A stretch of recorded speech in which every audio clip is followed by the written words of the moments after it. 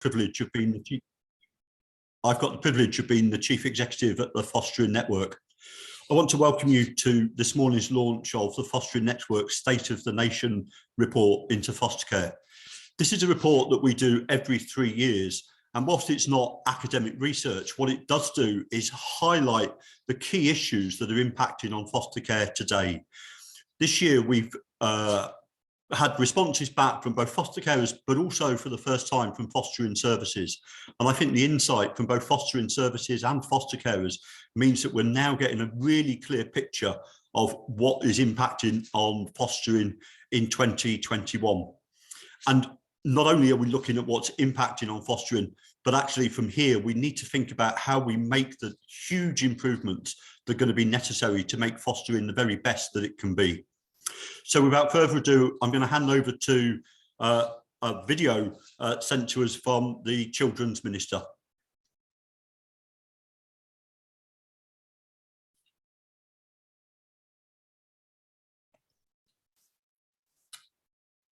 Hello, and thank you for inviting me to say a few words at this important event today.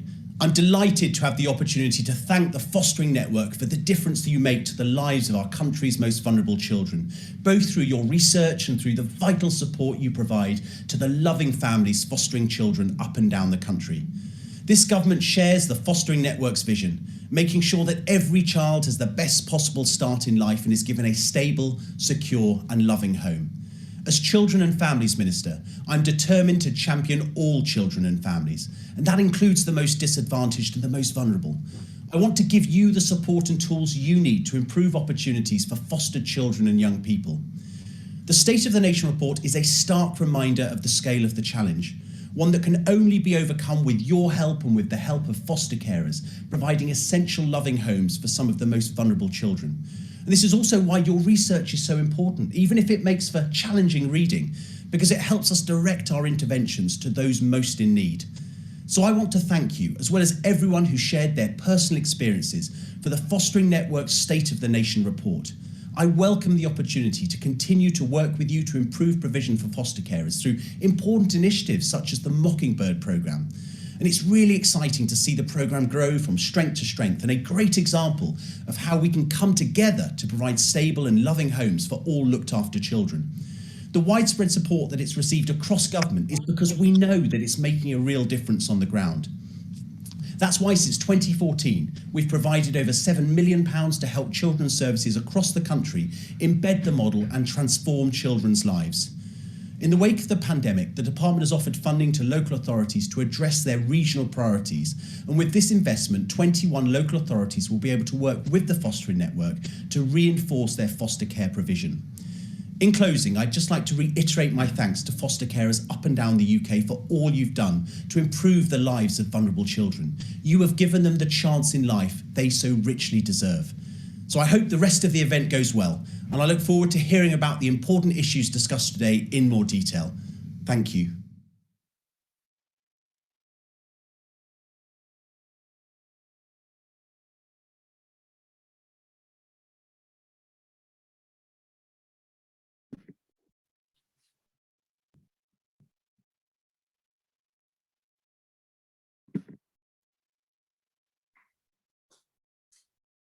Thank you. My name's Kate Lawson, and I'm the Director of External Relations at the Fostering Network.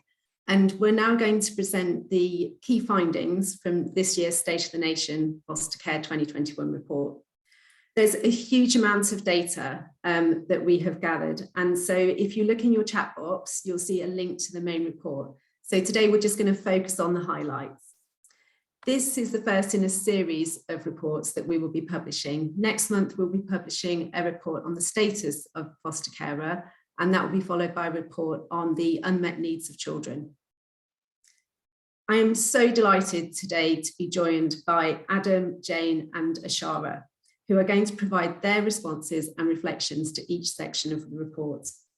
Adam is founder and chief executive of Project Change and is care experienced.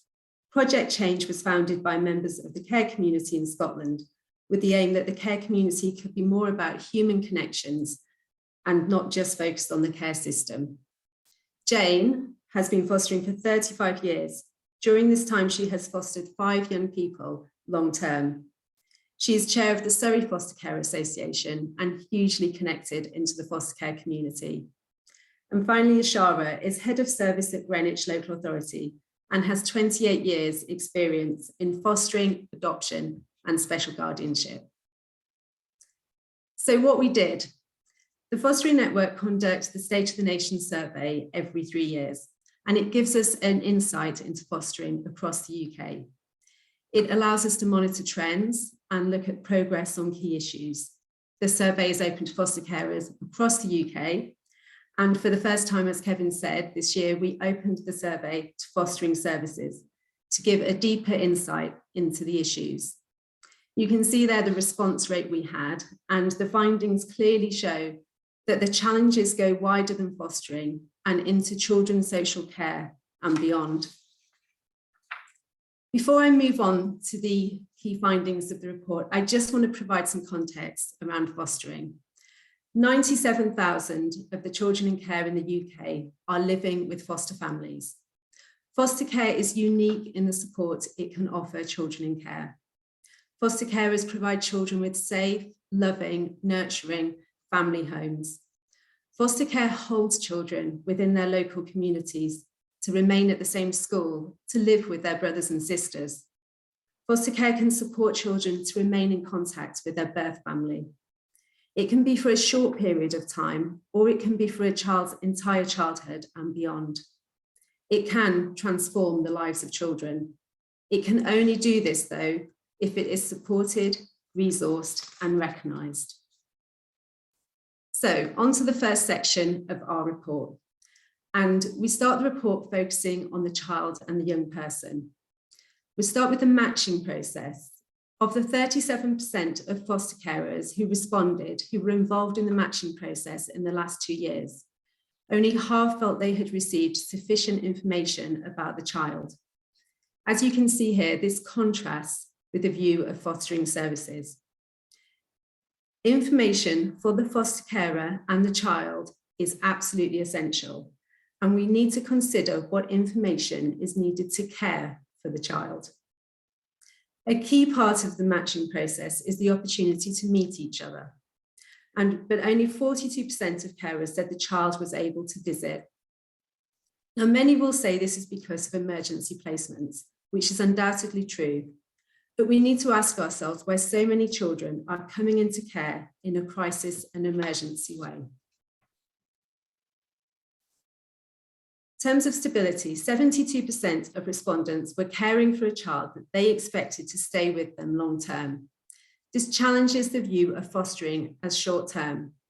Fostering is a permanent option for many children. Following on from this statistic, 12% of foster carers expected the child to stay with them. 12% of foster carers did not feel confident that stability would be maintained. It's worth remembering at this point that long-term foster care is the only form of permanence that can be granted and ended within a social services department rather than a court. And finally, a third of foster carers said that the review had not taken place prior to the placement ending. This indicates that there's not enough scrutiny over where the placements are ending in the best interests of a child. Moving on to relationships. It is absolutely essential that we support children to be connected with the people who are important to them. The Fostering Network has long campaigned for foster carers and children to be better supported to remain in contact with each other when the child moves on. Yet in our survey, 40% of carers did not feel they got this support. I'm now going to hand over to Adam for his reflections on this section of the report.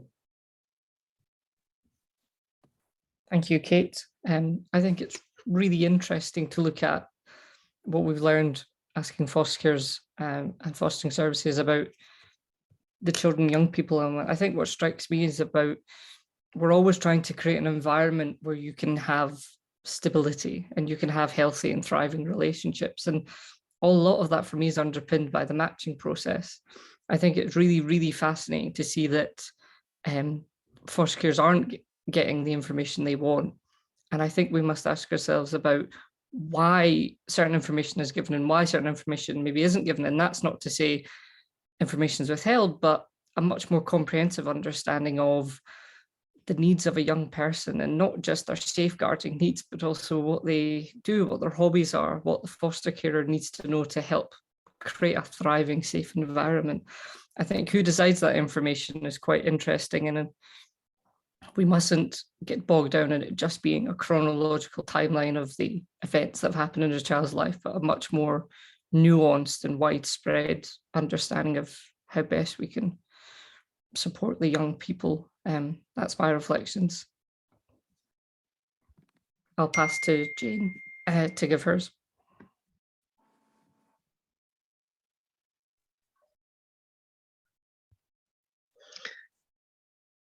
Thank you, Adam. I'm hoping you can see me. A few technical issues here. What I would like to say to you is that over the past week, I've collated a huge amount of information from foster carers who've been in touch. When it comes to matching and when it works, it's just the best feeling. But to support this goal, we all still require sufficient information. Sufficient information. Well, sufficient is subjective and no measure should be subjective. So how can we ensure and measure? This needs to be smart, specific, measurable, agreed, realistic, and time-bound. A question or two for you to reflect on. Do we really know our carers? Do we all understand, promote, and acknowledge their rights too? Do we really know about our young people, those who are often skilled to be guarded as a type of self-preservation? We know they have suffered, but for example, do we know if they fear the gaps under beds and only feel safe sleeping on a divan, knowing nothing can hide where there is no gap?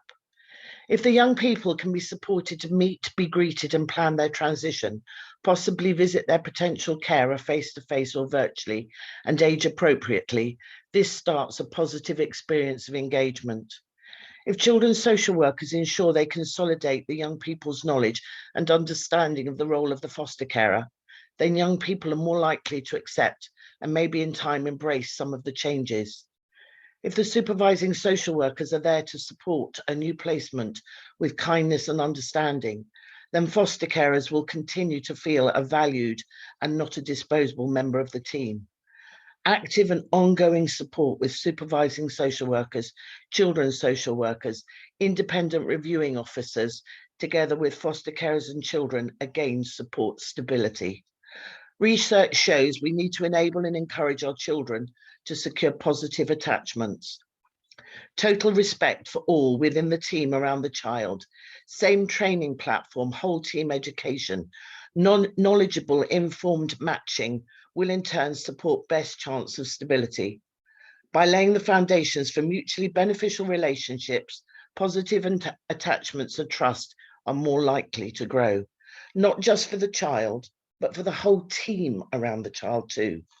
Children need to believe these positive relationships are real and ongoing.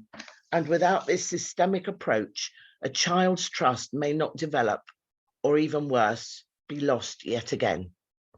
Thank you. Thank you, Jane. Go to Ashara now, please. Thank you. So with regard to matching, and where 50% of foster carers felt that they did not have sufficient information about children, we know from fostering services that this could be due to fostering services not having all of the information at the point of placement. It could have been an emergency placement, or it could have been an out-of-hours placement. But we also know that there are some poor quality referrals, and there's also poor communication between social workers and foster carers. And this is something we absolutely need to improve. And we can improve this by managers quality assuring referrals, involving children in putting together their profiles, and also involving foster carers as well to contribute to referrals and children's profiles, because especially where children move from foster carer to foster carer.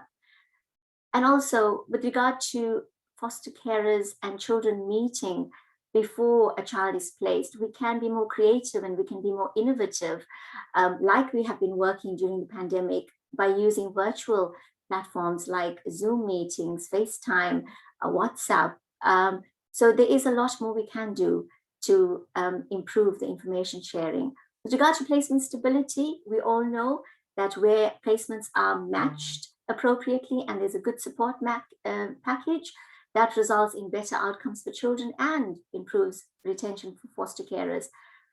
But when placements are fragile, we absolutely need to have placement stability meetings early. We need to learn from what went wrong. And we also need to then put in better support, both for children and for foster carers. And we know that there's sufficient evidence from the Mockingbird model that it enhances placement stability, it improves a sense of belonging and shared identity. And there's a built-in sleepover, which usually refers to short breaks or respite, that is there to support both the foster carers and children. And regarding relationships, the whole ethos and philosophy of social care is about improved relationships. So why are we not doing this to encourage children and foster carers to continue that bond that they formed whilst they were together? This is something we absolutely need to raise more awareness of, and we need to also be encouraging children's social workers to encourage those relationships. Thank you so much, Ashara. I'm having trouble switching my camera back on.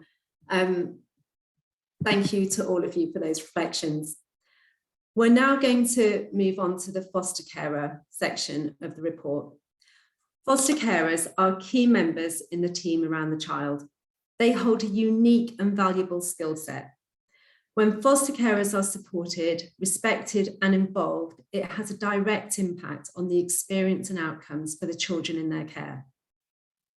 Getting the right status, terms and conditions for foster carers is at the heart of addressing the retention and recruitment issues we face today. As you can see here, over a third of foster carers said that the allowance does not meet the full cost of caring for a child. In terms of a fee to recognise the foster carers' skills, time and expertise, 63% of foster carers who responded did receive a fee. And this has gone up slightly since our last survey and continues to grow. But only 9% of these foster carers are receiving a fee that is more than the national living wage. As you can see here, we look at the support provided to the foster carer, to the foster family. Foster carers provide round-the-clock care for children in their own home. It's an incredibly rewarding role, as we've heard, but often challenging and complex. Therefore, the support for the foster carer is vital, whether it be formal or informal support. Clearly, we see here that foster carers rate the support from their supervising social worker as excellent, and this has held steady in all our surveys, but less so the relationship with the children's social worker. And this is an area we really need to focus on and work on. Out of hours out support and short break support continue to be the areas most in need of improvement. And finally, looking at the learning and development for foster carers. 65% of foster carers have an agreed learning and development plan, and this figure encouragingly continues to rise. Many carers over the last 18 months have welcomed the move to online learning and really like the combination of face-to-face and online learning. You can see here the top 5 training gaps, which include understanding behaviour and the mental and physical health needs of children. We encourage governments to introduce a learning and development framework for foster carers, like the one we now see in Wales. I'd now like to ask Adam for his reflections on the foster carer section of the report. Thank you, Kate. And I'd rather my camera wasn't on because I'm not sure the audience would benefit from my face, but that's okay. I think what's really, really interesting on this section on foster carers is something we've long known and is starting to become more evident as we deal with it as society, is that there is no closer front line to a child and supporting that child than the foster carer. It is a daily, hourly, minutely experience of you are looking out for the child. And you're thinking about the child as you would with any child, about what best I can do for them, and removing any of those additional worries that get in the way of being able to let people just get on with being foster carers, I think is really important we solve. I think the promise in Scotland and the care review that led to the promise talked about how foster carers just need to be supported in whichever way they determine. And we, as that bubble around the child, just need to get on and say, okay, we will put these in place, and you shouldn't have to ask for these supports because they should be so willing and easily accessible for you that you should feel that you can get them. I think that if you look at those requests for training and the gaps that people need, it's not an unreasonable ask to say, I would like to better understand the mental health needs of children, or I would like to be able to support them in a greater variety of ways. So I think it's very interesting. And I'll pass over to Kate. No, I won't. I'll pass over to Jane. I'm sorry, I haven't had enough coffee today. Thank you, Adam. Again, collated information indicates that clarity about allowances and fees really need to start at recruitment. Many foster carers do feel that the allowances do not meet a child's needs, and clarity again on usage needs to be systemic. Many foster carers feel the fees, that is the foster carer's actual disposable income, is poor and does not reflect both hours worked, that is the 24/7, 365 days, with no downtime, nor accumulated and often essential beyond mandatory and ongoing training achievements. Foster carers would also like to see more timely payment for out-of-pocket expenses and a less crippling way to repay mistakenly made overpayments. It was really great to read recognition of support given to foster carers by supervising social workers, but also interesting to read a similar level of support being provided by peers, now very sadly, but commonly referred to as our buy one, get one free brigade. We would like to aim to see a whole service support figure rise to 75% across the chart. When it comes to learning and development, I was informed that there are some excellent training platforms available, but often courses sadly are not always available to access when carers have some quiet time. Little people carers find evenings better, while school-age carers obviously during the school attendance hours. Many courses must be booked by supervising social workers. It was also felt all supervising social workers and social workers should be on board with the training provided by their current employer, and not referring to, well, in my last authority, we. Hands went up in horror to read the low percentage of carers with a professional career development plan, and it was hoped that this was being identified through supervision, but maybe not transparently communicated, bearing in mind it is mandatory. Thank you. Thank you, Jane. And finally, Ashara.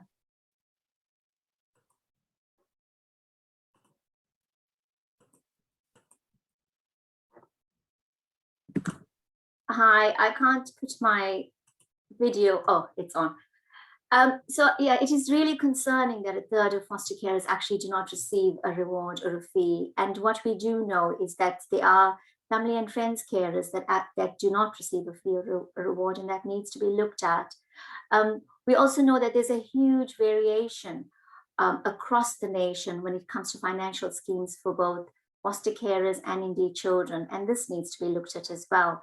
And terminology as well is also quite varied. So it can be confusing for foster carers as well with regard to what is a reward, what is fee, what is a supplement. So that definitely there needs to be some consistency around that. But a real dilemma that is faced by local authorities is that fostering is not seen as a replacement income. So what that means is that foster families are expected to be self-sufficient, but we also expect foster families to be available 24/7. For example, to care for a baby. So when they don't have a placement, then there's no income. So this rules out a lot of people that actually want to become foster carers. With regard to support, given that 50% of foster carers in the survey felt that the support offered is between good and excellent, makes me a bit concerned, because it means that there's so much more that fostering services need to do to improve the offer of support that we offer to foster families. And whilst it's reassuring that supervising social workers offer a good level of support to foster carers, which absolutely needs to be there, I'm not surprised about the feedback about children's social workers. And for me, this is a systemic problem that absolutely needs to be addressed. So some of the ways we can deal with this is to improve the tertiary level training for social workers that want to enter the field. We absolutely need to involve foster carers when it comes to inductions for social workers so that they can hear from foster carers what type of support they need. And there needs to be more joint working between supervising social workers and social workers. But we also need to look at the whole system. We need to look at why there's such a high turnover of social workers on the front line. We need to look at high caseloads. We need to look at the crisis work. We need to look at court work and all of this and how it impacts the time that social workers have to spend with children and families, and also all the admin work that they need to do. And we're seeing a lot of that being played out in the media now. With regard to learning and development, again, it's concerning that a third of our foster carers do not have a learning and development support plan. Like annual reviews are mandatory, learning and development support plans should be mandatory. And we also need to have more standardization and consistency around training of carers. I'll hand you over to Kate now. Thank you, Ashara. I'm afraid my camera's still not coming on. I'm just going to talk through the final section. So the final section focuses on the wider system, the wider fostering system. And it draws on the responses from fostering services. In 2017, the Department for Education commissioned an evidence review of fostering, which stated the biggest challenge in the sector is how to secure the future recruitment and retention of highly skilled foster carers. 4 years on, this challenge is bigger than ever, with rising numbers of children coming into care. Ofsted's recent figures show the number of fostering households is at its highest ever level, having increased by 2% since 2014. But the number of children coming into care has increased by 11% in the same period. Ofsted's figures also show that 12% of foster carers have left the sector in the last year, and 30% of these carers left within 2 years of being approved. We need the right number of carers to meet children's needs, but we need appropriate places to be available at the right time. As one of our respondents said, for some children, there are the right carers at the right time, and for others, it is more of a lottery. We can see the areas local authorities think would help them with their sufficiency planning, and one is clearly national oversight. In this report, we are calling on the government to have more national oversight of this sector and for the introduction of a national leadership board for fostering to sit alongside the already established board for adoption and special guardianship. We move on to recruitment, and all but 6 of the services who responded reported a shortage of foster carers to meet the needs of their children in their local population. The highest areas of need were for teenagers, large sibling groups, children with disabilities, and parent and child placements. We can see the reasons fostering services think prevent suitable applicants from inquiring, which includes the process itself and not having a regular or guaranteed income. And finally, retention, which is as important as recruitment. We asked fostering services what they believe is the most effective thing they could do to help retain foster carers. And you can see here, support, valuing the contribution of foster carers, providing fee payments and sufficient allowances, and training are the key areas. So I'd like to hand over to Adam for his final reflections on this section of the report. Thank you, Kate. I think when we often look at the system, it's quite a fascinating thing because, and we found this up in Scotland, was that it's not really just one system.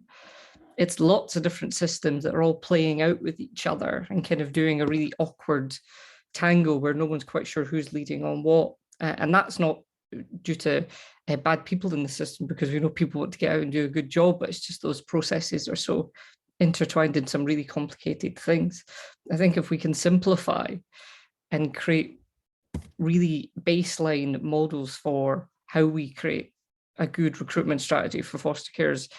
And the challenge of paying a foster care is socially a difficult topic. You know, I think it's a bit like when we talk about paying local representatives like MPs, and we say, well, we pay them because it means that everyone should have the opportunity to do it. If you can't afford to do fostering, we lose some really great people. Retaining them is also really important. How we value people in that system, again, the front line of care, looking at them not as a tool to deliver the needs of a system, but to be a core part of that engine, I think is a really fundamental rethinking of how we treat foster carers. The systems should become more like a system, and that system should be nurturing and caring. It does at the moment, but we know too many people are falling through the cracks. So we need to change, and we need to rethink how we can do the system. So it's much more focused on the needs of the child and the foster carer and the family, and not jumping through hoops that a system's put in place, because we should be able to remove them, because they're not everyone is getting the chance to thrive and nurture, and we need to focus more on that. So I will now pass on to Jane, not Kate, Jane. Thank you, Adam. Right, so recruitment and retention feed into sufficiency. And with this in mind, let's think about feeling valued. Do I feel valued? Yes, I do. So not only am I happy to stay where I am, I'm going to promote fostering to other people I know. Question: what is it like fostering for another local authority? Answer: well, it's good enough. Good enough. What does that actually mean? Is this good enough for my child, for my staff, for our carers? What is good enough, and how is it measured, and who measures it? Many carers would like to see something like a business maturity model in use, a model used to benchmark and measure standards of expectation. Foster carers would like to be seen as more than good enough. They would like to be seen as a valued and recognised member of the team supporting the child. We need to know what great is and strive towards this. We need to measure and understand where individuals, groups, departments and the service sit in line with the definition of great. So a defined maturity model of what is great for the service and measures across the board to support the growth to achieve this. Please treat carers with respect and remember to also listen. Many have or have had respected professional jobs and have a lot of experience. Don't dismiss out of hand ideas or thoughts to improve the service or support of the children in care. Carers do spend more time with the child than any other role in the service. And this means they probably have insights that are just not visible when contact is often time limited. Thank you. Thank you, Jane. And Ashara. Yes, so for local authorities and fostering services, meeting the sufficiency agenda comes with its own complexities. So I would absolutely advocate for a national register of foster carers and also a national leadership board like we have for adoption, because this will help us to understand where our foster carers are and where the need is. It will also help us understand the demographic breakdown of foster carers and to understand where the gaps are that needs to be filled. The mixed economy model that fostering services use also needs to be improved in terms of better commissioning arrangements. That will then help with sufficiency planning. And we also need to think about CAMS, education, context support, which are key issues that impact sufficiency planning. Regarding recruitment, I have to say this, as we know, there's an absolute fierce competition in the market. And what we find is that fostering services that are smaller have territorial difficulties compared to larger counties. And in London, with 33 boroughs, this creates even more difficulty when it comes to recruitment. But there are things that we can do. And some of the suggestions are for us to encourage people who are willing to join local authorities to be more local, so that children don't have to travel too far to school or move schools, and they have more access to all the local services like CAMS, contact, and they're closer to their families. Like we see on TV adverts for teachers and NHS staff, I think the government needs to do more to raise the profile of fostering and to raise the importance of the need for more foster carers. Housing is also a really big factor that puts off a lot of people wanting to foster because they don't have a spare bedroom. And the impact of the media, like what we're seeing at the moment now, is a fear factor. So lots of foster carers are afraid of being stigmatized or blamed. And that's something we absolutely need to think about when we are doing recruitment campaigns. The other thing is about transferring between fostering services. And this is something that also puts foster carers off, because a lot of foster carers have to go through the whole assessment process again. So we need to be thinking about how we can streamline the whole assessment process for foster carers to move between agencies. And we need to share good practice. So it would be good for us to learn from each other and think about how we can improve how we attract foster carers, but also how we retain them. So retention is absolutely crucial. And I'm saying the foster family and not just foster carers need to be seen as part of the child around the family. And we can make changes today, and we can do this today. So fostering services, I'm calling out to all of you, let's start improving the way we communicate with foster carers. Let's invite foster carers to all the meetings and hear their views as well, because they have children 24/7. Let's not make them feel left out like a lot of them say they do. Let's value and respect their time and their contribution. And another recommendation is, let's get all social workers and supervising social workers to sign up to the Foster Care Charter so that we have mutual respect for each other's roles. I'll hand you over to Kate now. That was a great note to end on. Thank you so much, Ashara and Adam and Jane, for sharing your reflections. I'm now going to hand over to David, who's going to start the panel discussion section.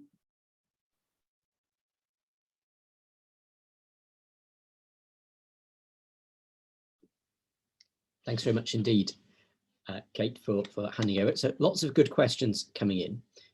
Certainly as a Member of Parliament listening to what was being said, clearly I feel an enormous sense of frustration that many of the issues that people have talked about are ones that have been around in the foster care sector for a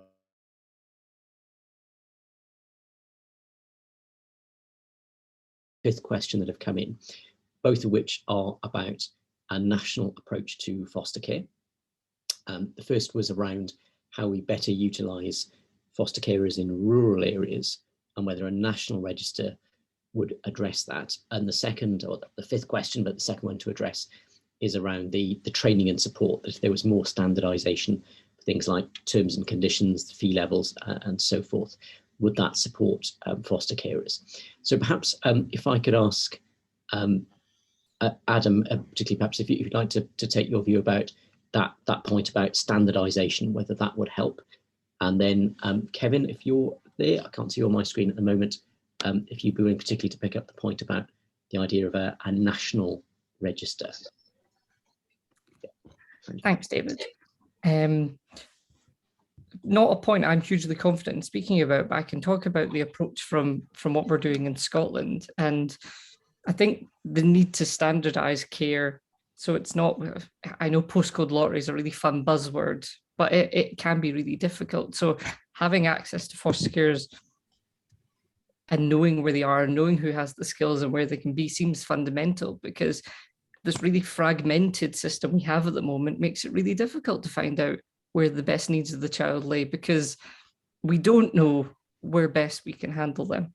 And they should be supported and they should be nurtured in a way that works. So yeah, I think it makes complete sense. And I certainly know in Scotland it's something we're having to figure out. We're obviously, it's a much smaller population, but it's much more geographically spread. So there must be ways, if we can pull it off on across all of the nations, I think it makes complete sense. Thank you. Kevin, do you want to pick up the point about, should there be a national register? How might that work? Thanks, David. So At the Fostering Network, we absolutely believe that a national register will help raise the profile of foster carers. What we've seen through the survey is that foster carers often don't feel empowered or enabled, and a national register, we would suggest, would be able to raise the profile of foster carers. It should not be used as a means of placement choice. That is absolutely not the right idea. A national register would be around helping to make sure that foster carers' profile is raised, their status is raised through a standardised set of training and expectations. It also means that linked to a register will be better at safeguarding. We need to make sure that if foster carers move from one authority to another or from one service to another, that actually all the safeguard checks are made. And for most of us, where we have relationship difficulties with our employers, it's really easy for us to move jobs. For foster carers, that's really difficult. And a national register would really help with that portability. One of our concerns is that when there's a relationship breakdown, that's often the time that we see foster carers ending their fostering career rather than moving to a new service and being able to continue it. But a national register won't do enough on its own without real national leadership. And that's why we're absolutely calling on the governments across the UK to establish national leadership boards for fostering. Too often, fostering has been the Cinderella service which has been left out. Let me give you a clear recent example. In the National Spending Review in England, we saw £7 million being allocated to adoption. Now, that money might be absolutely right and proper. What we don't know yet is what money's been allocated to fostering. And that's a real difference in the way that politicians, leaders of the nation, view fostering versus adoption. And on the very, very sad note of Arthur, you know, there are lots of children today who have been abused and neglected, and it's foster care that makes a difference to the healing and repair for those children. It's foster carers on a daily basis that build trust and relationships to enable those young people to heal and to become happy, competent members of our society. So a national register is about raising the profile and the professional standards of foster care in the way that most industries have a national register. Thanks, Kevin. I should ask all panelists, please keep the responses crisp, because we've got quite a few questions and some really interesting ones to get through. That was a really good point to end on, because I know Josh McAllister, who's on the panel, was somebody very much cited in the discussion about Arthur. Perhaps the next question, which is not just one about foster carers, but it's a wider issue. Josh, you might have a view, but also perhaps Jane and Ashara and other panelists. How do you think we can best address some of the compassion fatigue and the stress, which is frequently cited as an issue for foster carers and social workers in staying in the profession and fulfilling their role effectively? Perhaps, Josh, I'll come to you first, and then I'll come to some other panelists. Thanks, David, and thanks to the Fostering Network for this really important report, and for putting on the event today, and for everybody who's spoken this morning. The review, as many of you will know, is 9 months into its journey of listening to people, reviewing the evidence, gathering feedback on the themes that we've identified. We're currently in the process of running a call for ideas, which is open to any and all. And I'd encourage people, particularly with a fostering perspective, as many of you have, to contribute to that process before it closes on the 15th of December.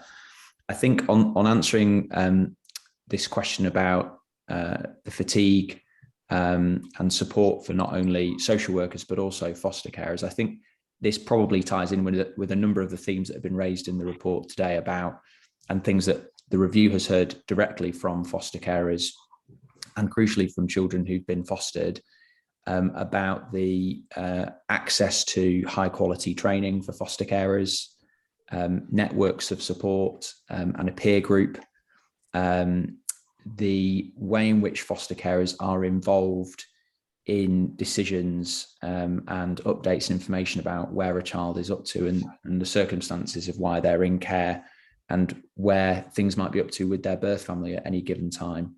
And I've heard from a number of foster carers where the stress on them has come from trying to navigate some of that on behalf of a child they're caring for in a system where they're often not in the inner circle of what's going on and involved in that process.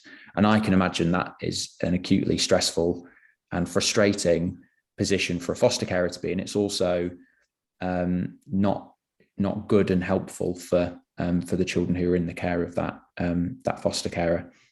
So I think lots of this cuts across the issues that has been raised. I think for social workers, some of the issues might be different, and we're looking at those in the review. And in the interest of keeping my answer snappy, I'm happy to come back to that, but it's definitely something we're looking at in the review. Thank you. Perhaps if I turn to Jane next, and particularly Jane, one of the people on the call has raised the question about how many foster carers say they wouldn't recommend the role to other people. So perhaps addressing some of the points which Josh has made, do you think there's a way in which we might see more foster carers saying to, one of my neighbours is foster carer, so I hear about it quite a lot, but would say to their friends, say to their neighbours, look, this is something I'd recommend? Yes, I think defining that navigation for the pathway in caring for children is crucial, because so many times you know what your child requires, but you're unable to find the resource to provide it. And by the time you found it, dare I say it, that person is no longer within that local authority. They've moved on, and you spend your entire time chasing your tail, trying to find that support. But realistically, I think it's about listening, everybody listening to each other, and actually, it's that hashtag, isn't it? Be kind. That's the answer, is be kind.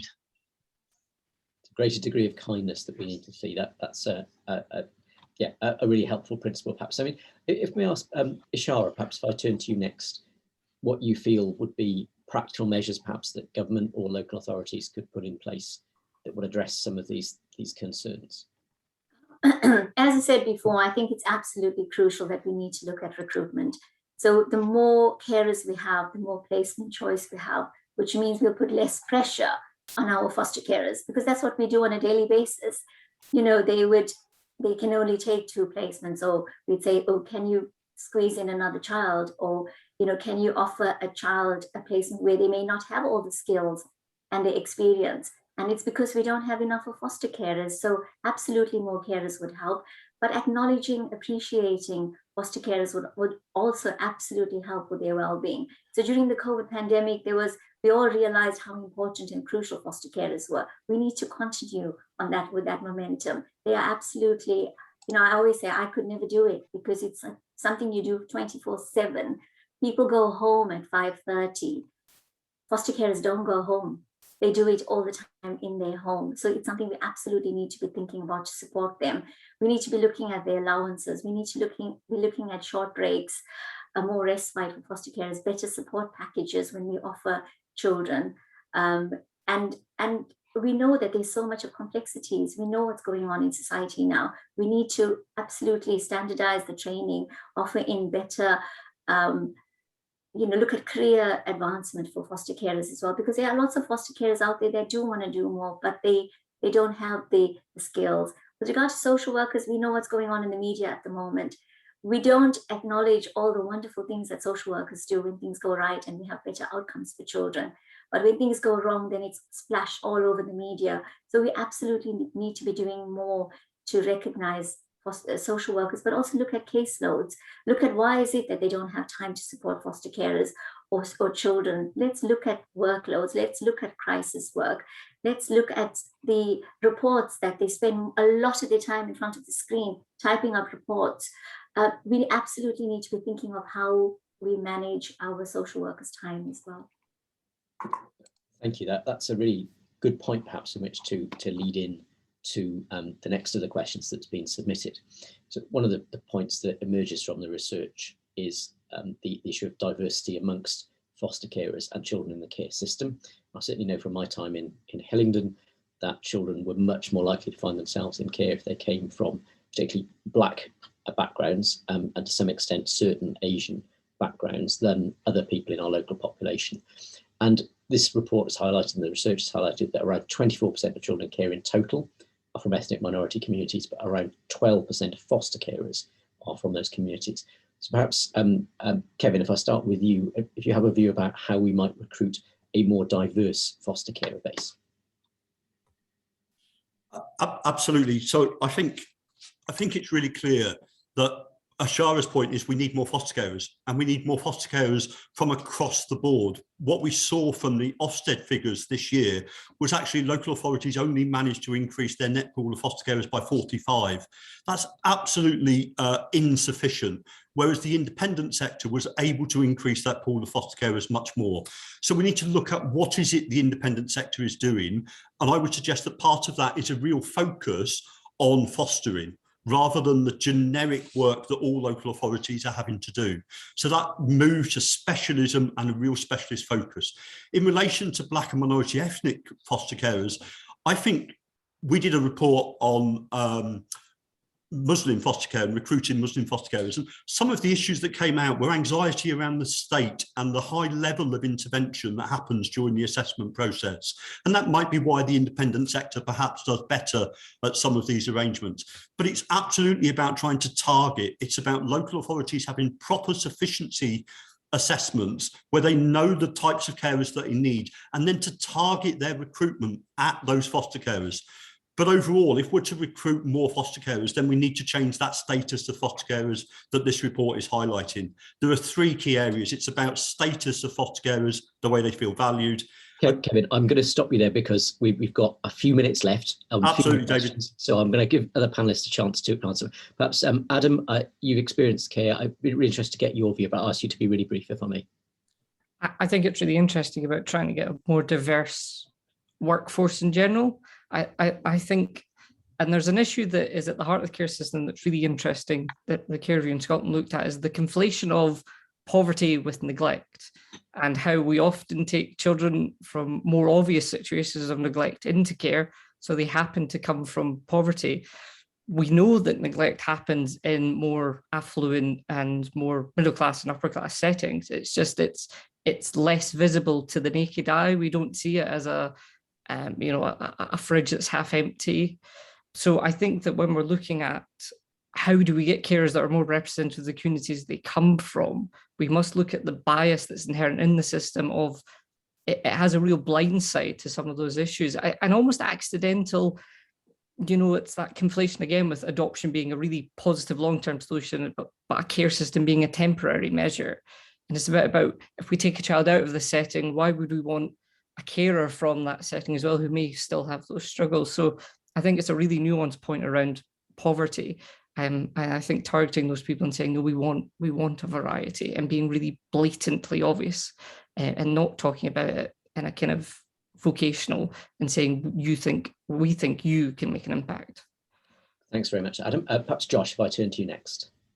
Yeah, just I guess 3 brief points on this. I've been really struck by the number of young people we've spoken to in the review who've told us that they had people in mind when they were in care who they would have wanted to care for them and look after them, who they already knew, who might be in their family or community network, and where, for whatever reason, the system struggled to adapt and find a way of bringing those people into the tent of providing care and love and support for those children and young people. And I think that's a particular issue for Black and minority ethnic children, given some of the lack of diversity in the foster carers that we've got at the moment.